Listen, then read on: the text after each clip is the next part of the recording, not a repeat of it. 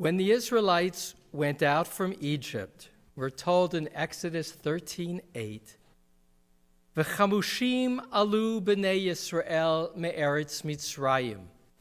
And the Israelites went out from the land of Egypt, chamushim. It's a word that doesn't appear that often, but the consensus of the commentators is that it means they went out armed, prepared for war, prepared to deal with the dangers before them.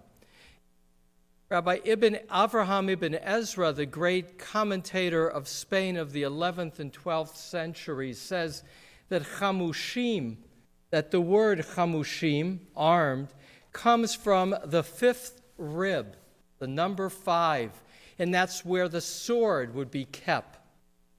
I always think of that image in Raiders of the Lost Ark where there's ready for a duel.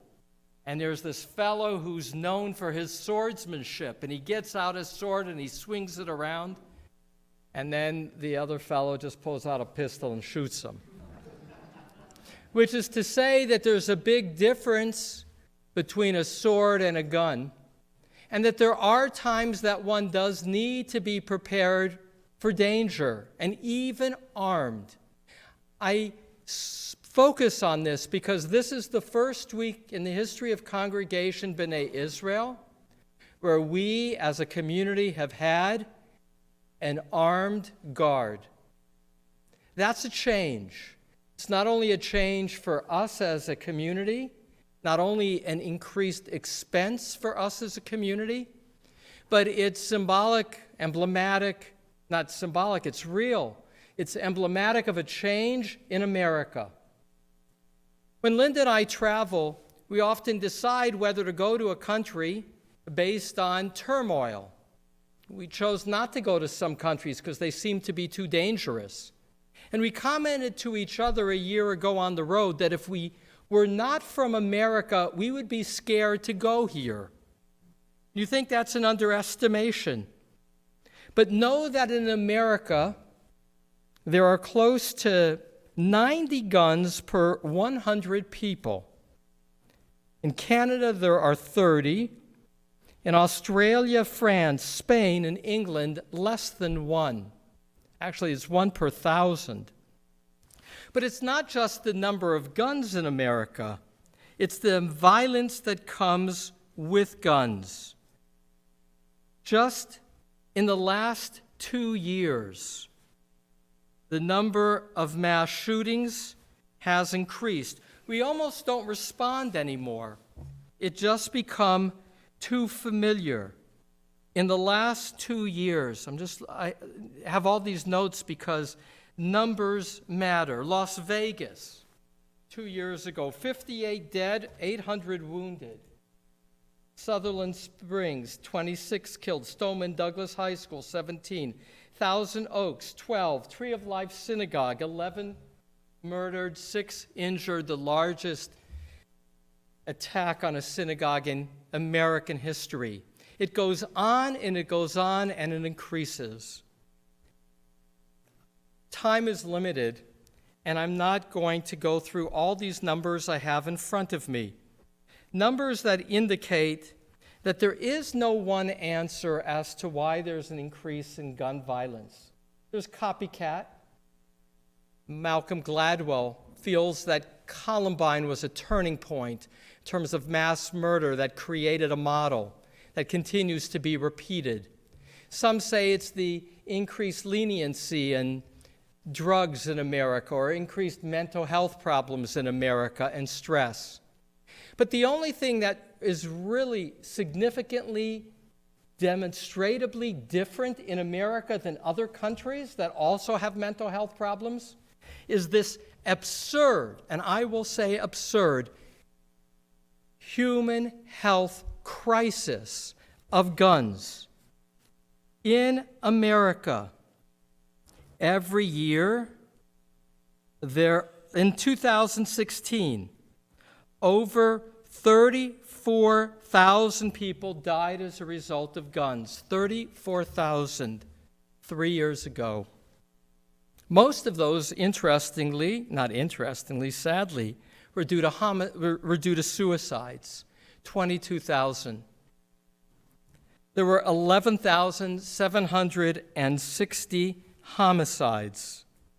Those that were killed in the context of self-defense, less than 600, meaning of the 33,000 plus, close to 34,000 killings,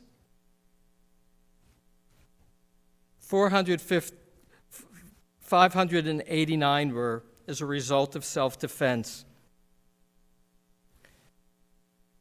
To drive a car, the person driving the car has to take tests. If somebody has had a record of driving drunk, they lose their license.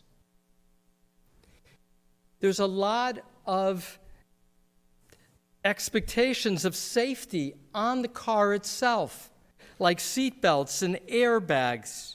Do you know this is one of the more remarkable statistics? And that is how car safety has increased. Listen to this. The U.S. death rate per 100 million miles is 95% less deaths by vehicle than in 1921. It was only in 1984 that we had mandated seatbelts. It was only later we had uniform speed controls, and later airbags. Those safety measures have made a difference. The problem of guns is not the guns only.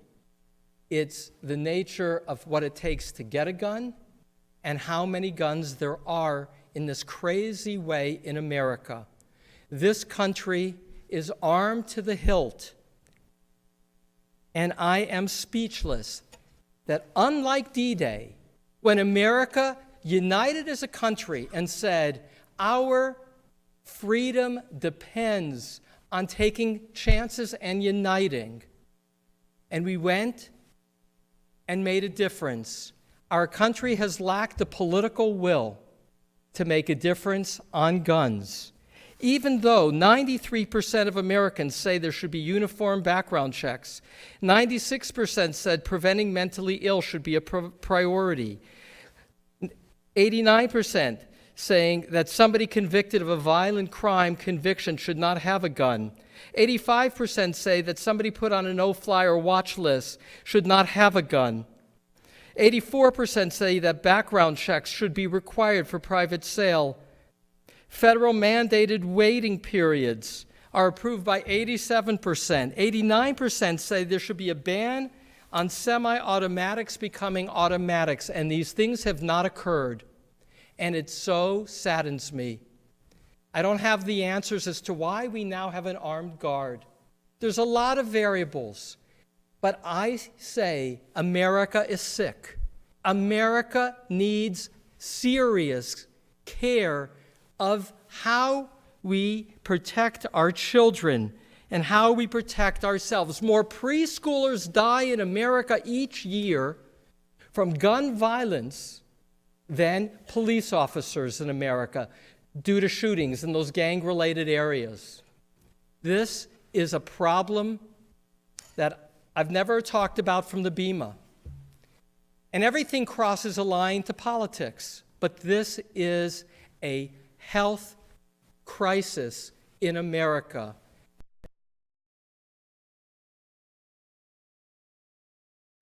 From what we have this week began, namely armed guards with their pistols out at Congregation B'nai Israel.